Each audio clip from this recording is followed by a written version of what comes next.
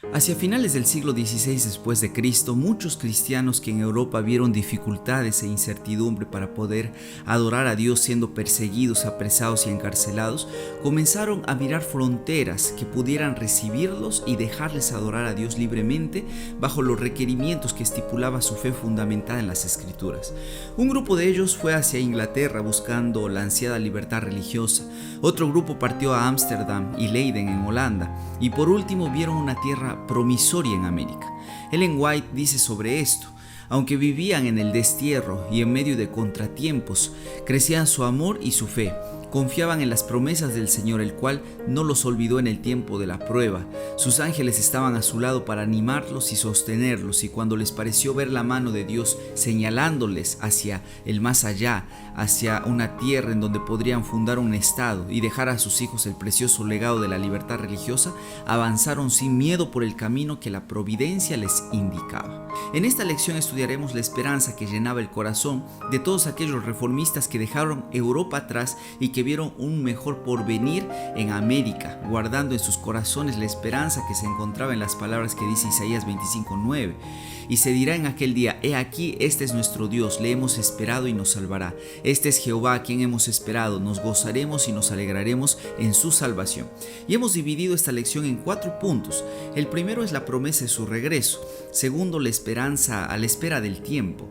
Tercero, William Miller y la Biblia. Y por último, la profecía de los 2300 días. Así que en breve comenzamos con el estudio de esta lección. Ten a la mano tu Biblia para profundizar en este tema.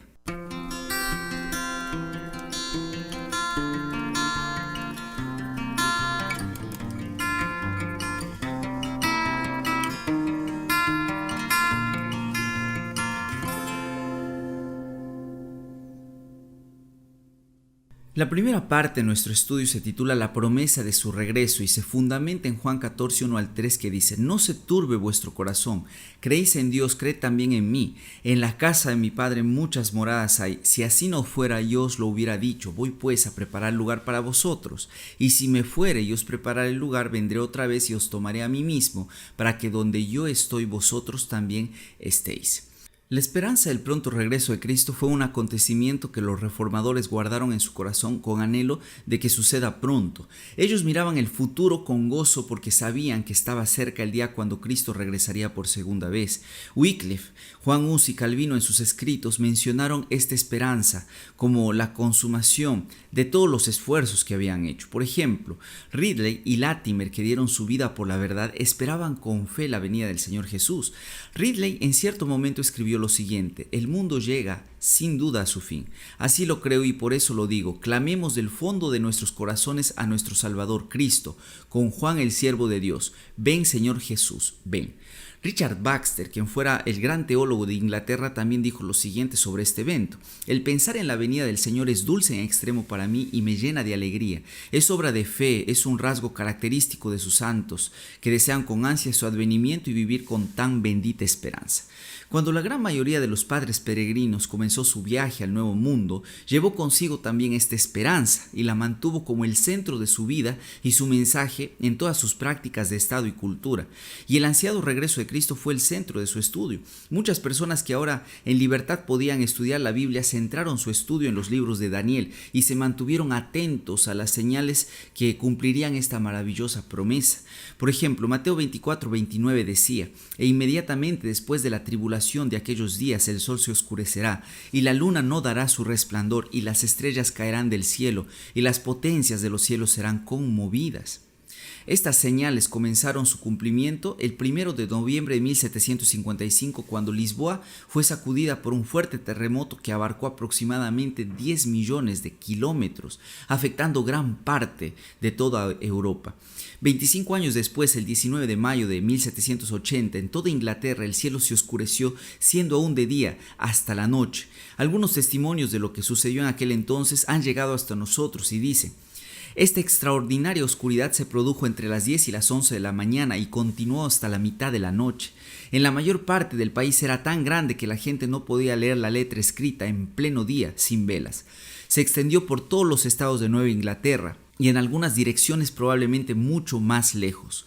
El panorama llevaba la penumbra de la noche, de modo que las aves de corral se retiraron en todas partes a descansar, y los pájaros, después de haber cantado sus melodías vespertinas, desaparecieron y quedaron en silencio. El 12 de noviembre de 1833 en el cielo se registró también lo que la profecía anunciaba sobre la caída de las estrellas. Muchos astrónomos esperaban una típica lluvia de estrellas que se conoce como las Leónidas de noviembre. Sin embargo, lo que pasó esa noche fue un evento sin precedentes, pues el cielo se iluminó con decenas de miles de bolas de fuego inusuales por hora y provocó asombro como espanto entre los ciudadanos. Esto sucedió aproximadamente durante 9 horas.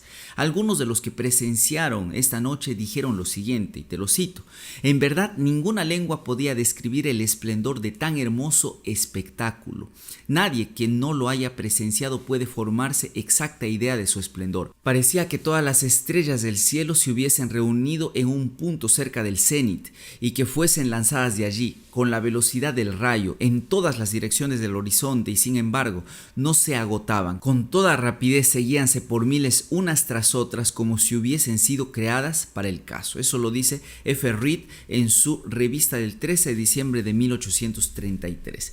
¿Y tú, estás atento a las señales del pronto regreso de Jesús? ¿Pasas tiempo de calidad estudiando la profecía y advirtiendo el tiempo que aún falta para cumplirse para su regreso? La Biblia, y solo la Biblia, es la única fuente de seguridad en medio de un mundo saturado de mentiras y falsas profecías que Satanás usa para desviar la vista de las personas de aquel verdadero evento que ha de suceder, que es el regreso de Cristo. Recuerdo hace unos años atrás, cuando se iba a cumplir el año 2012, en las noticias las personas empezaron a hablar sobre el fin del mundo por el calendario maya. Muchos que no leen la Biblia creyeron en esta profecía, se despidieron de sus seres queridos. Otros, aprovechados, salieron por la televisión mencionando los terribles eventos que iban a acontecer en ese día. Y el día llegó, pero nada sucedió, porque la Biblia nos ha anticipado que el evento que terminará con toda la historia de la humanidad como nosotros la conocemos es el evento que también traerá salvación, y es Cristo Jesús cuando venga por segunda vez. Si quieres estar atento a su venida, debes aprender de la Biblia lo que ella dice sobre este acontecimiento, que será un acontecimiento mundial. La segunda parte de nuestro estudio se titula A la espera del tiempo y se fundamenta en Hechos 1, 9 al 11, cuando los discípulos vieron a Jesús ir al cielo. Y dice: y estando ellos con los ojos puestos en el cielo, entre tanto que él se iba, he aquí se pusieron junto a ellos 2 varones con vestiduras blancas, los cuales también les dijeron: varones Galileos, ¿por qué estáis mirando al cielo? Este mismo Jesús que ha sido tomado de vosotros al cielo, así vendrá como lo habéis visto ir al cielo. Uno de los aspectos más difíciles de guardar la esperanza de la segunda venida de Cristo es el mismo hecho de tener que esperar. A ninguna persona le gusta la espera, ni cuando va de compra, ni cuando espera un servicio o busca la solución a un problema. Y este fue el caso especialmente en las iglesias de los Estados Unidos de Norteamérica. La libertad que esta tierra les proveía y la comodidad que disfrutaban todas las clases sociales, junto con el deseo ambicioso de riqueza y lujo que llevaba una atención exclusiva en acumular dinero, así como la intensa búsqueda de popularidad y poder que parecían estar al alcance de todos, llevaron a las personas a centrar sus intereses y esperanzas en las cosas de esta vida, posponiendo para un futuro muy lejano aquel día solemne en que el estado actual de las cosas llegaría a su fin. Muchas de estas iglesias necesitaban de un reavivamiento que pueda hacerles recordar la importancia que este día tenía para nosotros. Esto mismo sucedió en Israel en todo el Antiguo Testamento cuando sucedió la primera venida de Cristo. Como los judíos se decían unos a otros que eran el pueblo elegido de Dios y que el Mesías iba a llegar en un futuro, olvidaron ponerle atención a las profecías que anunciaban, por ejemplo, que el Mesías iba a nacer en Belén como un niño vulnerable y que su estrella iba a anunciar dicho nacimiento. Y ellos no estuvieron atentos al tiempo de su llegada. Dice la sierva del Señor, Elena G. White, que un ángel vino a dar el anunciamiento y visitó a 3 tipos de personas esa noche para darles la buena nueva. El primer lugar donde fue a anunciar este evento fue en el templo, donde los sacerdotes y los fariseos tenían las escrituras que anunciaban el día y la hora de su venida. Estos hombres eran los especialistas en teología, los eruditos que tenían acceso en todo momento a las escrituras, pero ellos no estaban estaban listos. Absortos en sus luchas ambiciosas por los honores mundanos y el poder, perdieron de vista los honores divinos que el Rey de los cielos les había ofrecido. Luego el ángel del Señor se dirigió donde los ancianos de Israel, las personas más sabias del pueblo que podían haber estudiado las señales y los tiempos de la venida del Mesías. Pero tampoco ellos estuvieron preparados. Su atención se centraba en los sacrificios temporales que olvidaron aprender del único sacrificio que realmente necesitaban para poder obtener esa salvación que tanto anhelaban. El último grupo de personas a quien el ángel se dispuso a dar la buena nueva esa noche fue al pueblo. Pero cuando el ángel observó la ciudad, nadie había que aguardaba en su corazón la bendita esperanza del retorno del Salvador. Todos estaban absortos en sus afanes diarios, las preocupaciones que aparentemente parecen más trascendentales para nosotros. Nadie esperaba esa noche al Salvador. De pronto el ángel notó que en las afueras de Belén habían dos pastores que se encontraban en sus jornadas nocturnas y bajo la noche estrellada meditaban en la profecía de un Mesías que debía de venir a la tierra y anhelaban el advenimiento del Redentor al mundo. A ellos les fue anunciado que el Mesías ha nacido en Belén. Sin embargo, no fueron los únicos. En las tierras paganas, un grupo de filósofos estuvieron atentos a la señal de la estrella en el cielo. Por medio de las escrituras hebraicas tenían conocimiento de esta estrella de Jacob. Dice Elena G. de White que estos hombres buscaban la luz y la luz del trono de Dios iluminó su senda, mientras los sacerdotes y rabinos de Jerusalén, guardianes y expositores titulados de la verdad, quedaban envueltos en tinieblas. La estrella enviada del cielo guió a los gentiles del extranjero al lugar en donde el rey acababa de nacer. Si nos hubiésemos encontrado en aquel entonces, ¿cuál de todas estas personas habríamos sido nosotros? Tal vez estoy hablando hoy para un pastor de iglesia que es un erudito en la palabra del Señor, para un anciano que conoce muy bien la Biblia y viene años estudiándola, para alguien que tal vez tiene poco tiempo dentro de la iglesia y todavía ha abrazado la fe adventista recién. ¿Cuál es aquel principal interés que ronda tu cabeza de día y de noche? ¿Es verdaderamente la venida de Cristo la que inunda tu ser y motiva tus acciones? O tal vez eres un adventista del séptimo día que asiste al culto de iglesia, dirige dentro del grupo de escuela sabática, pero que no está tan convencido de la venida de Jesús en su corazón. Reflexiona la vida que llevas y las prioridades en tu pensamiento para que puedas ver si Jesús vendría hoy. ¿Estarías preparado y listo para irte con Él? Si la respuesta es negativa, entonces tal vez es momento de priorizar otras cosas en nuestra vida como lo más importante.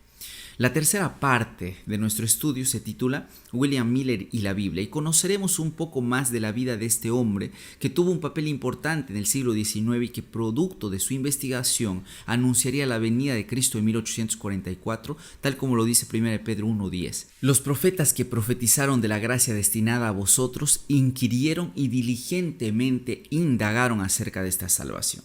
Es decir, aquello que incluso en el pasado hombres santos como los profetas anunciaron, tuvo que someterse a un estudio profundo de la palabra de Dios para que puedan interpretarlo de la mejor manera. Tal es el caso, por ejemplo, de William Miller, quien nació en una familia de agricultores en Pittsfield, Massachusetts, el 15 de febrero de 1782. Durante su juventud enfrentó dificultades económicas y tuvo que trabajar arduamente en la granja familiar para ayudar a sostener a su familia.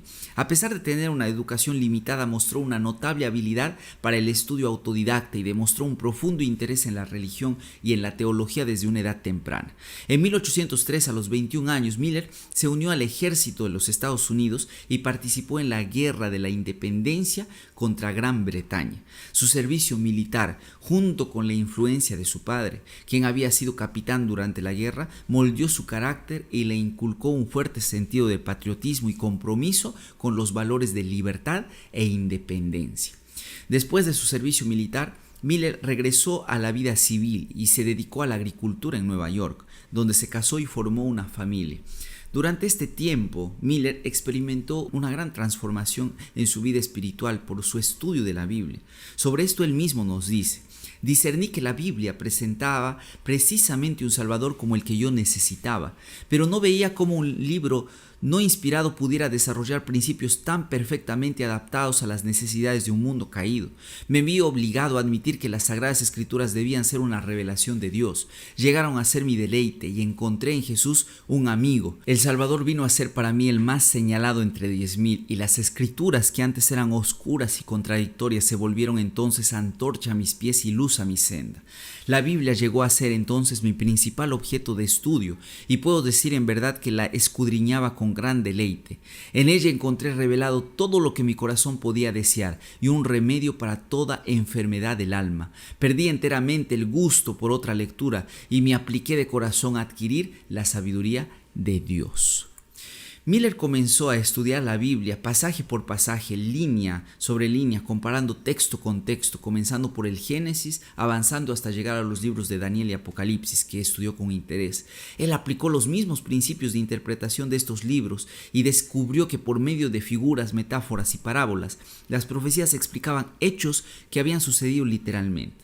Así que, convencido de esto, de que la Biblia es un sistema de verdades reveladas con sencillez y claridad, él interpretó las profecías una de las profecías más largas de todo el Antiguo Testamento. Si deseas amar más la venida de Cristo en tu vida, si quieres encontrar un refugio en la bendita esperanza de su retorno, entonces necesitas ese encuentro especial con la palabra de Dios. No hay otra forma de hacerlo. Solo cuando empecemos a pasar más tiempo con la Biblia, a escudriñarla realmente y con detenimiento, ella hará que nuestra experiencia con Cristo sea más real. Y ese reavivamiento de nuestra experiencia impulsará nuestro amor por Él y por su pronto regreso. La última parte de nuestro estudio le hemos titulado la profecía de las 2300 tardes y mañanas, ¿no? Y esta es una profecía que fue estudiada por William Miller, la que te hablaba sobre que él había interpretado y anunciaba cuándo iba a ser la segunda venida de Cristo para Miller. En aquel momento, él había aplicado la regla de que la Biblia debía interpretarse a sí misma. Y él aplicó esto especialmente a Daniel capítulo 8, cuando aparece un cuerno pequeño que creció mucho hacia los 4 vientos del cielo y hacía cuanto quería en la tierra porque le había sido dado poder. Allí nosotros leemos los versículos 13 y 14 donde dos santos estaban hablando y se decían uno al otro. Entonces oía un santo que hablaba y otro de los santos preguntó a aquel que hablaba: ¿hasta cuándo durará la visión del continuo sacrificio y la prevaricación asoladora, entregando el santuario y el ejército para ser pisoteados? Y él dijo: hasta 2300 tardes y mañanas, luego el santuario será purificado. En el capítulo 8 Daniel recibe la interpretación de la profecía, pero no fue completada debido a que Daniel quedó quebrantado y enfermo algunos días y también espantado a causa de la visión porque no le entendía. Entonces en el capítulo 9 Daniel hace una oración pidiéndole a Dios que le pueda indicar cuál es la interpretación de la profecía. Y él le respondió, debido a que los versículos 21 al 22 dicen: aún estaba hablando en oración cuando el varón Gabriel, a quien había visto en la visión al principio, volando con presteza, vino a mí como a la hora del sacrificio de la tarde, y me hizo entender y habló conmigo diciendo: Daniel, ahora he salido para darte sabiduría y entendimiento. El ángel Gabriel comenzó explicándole lo que nosotros conocemos como la profecía de las 70 semanas, debido a que el versículo 24 dice: 70 semanas están determinadas sobre tu pueblo y sobre tu santa ciudad para terminar la prevaricación y poner fin al pecado y expiar la iniquidad, para traer la justicia perdurable y sellar la visión y la profecía y ungir al santo de los santos. Aquí hay algunas preguntas que Miller se hizo en su estudio. ¿Por qué el ángel menciona que hay 70 semanas determinadas, que en el hebreo antiguo significaba descontadas? ¿De dónde sale este descuento, este corte de las 70 semanas? Cuando Miller profundizó en su estudio, entendió que estas 70 semanas se debían de descontar de la profecía de Daniel 8, de las 2300 tardes y mañanas. Entonces, ambas profecías tendrían el mismo año de inicio. Cuando leemos el versículo 25 del capítulo 9 encontramos: sabe pues y entiende que desde la salida de la orden para restaurar y edificar a Jerusalén hasta el Mesías príncipe habrá 7 semanas y 62 semanas se volverá a edificar la plaza y el muro en tiempos angustiosos. Este versículo que leemos sucedió cuando el año 457 se dio la proclamación del decreto para regresar a Jerusalén y construir los muros tal como anunciaba la profecía. Entonces, si tomamos este año como el el inicio de las 69 semanas que anuncia la profecía, nos llevan hasta el año 27 cuando Jesús fue bautizado y Daniel lo menciona como ungir al Santo de los Santos. Por una semana más, es decir, hasta el año 34, decía la profecía que confirmará el pacto con muchos, lo que hace alusión a la muerte de Esteban, con el cual el evangelio llega no solo a los judíos sino también a los gentiles. A la mitad de esta última semana Jesús murió, lo que Daniel anunció como si hará cesar el sacrificio y la ofrenda, porque el Cordero de Dios que quita el pecado del mundo ya dio su vida por los pecadores, no era necesario más sacrificio. ¿Cuándo terminaba esta profecía? Miller concluyó así que en otoño de 1844 se cumplirían los 2300 años proféticos y Cristo vendría para purificar el santuario que él consideraba que era esta tierra. Pero lastimosamente eso no sucedió. Llegó la medianoche de aquel 22 de octubre de 1844 y Cristo no vino. Sus más anheladas esperanzas se esfumaron. Aunque la fecha era la correcta, el evento que ellos determinaron no era el adecuado, y eso lo vamos a estudiar la próxima semana.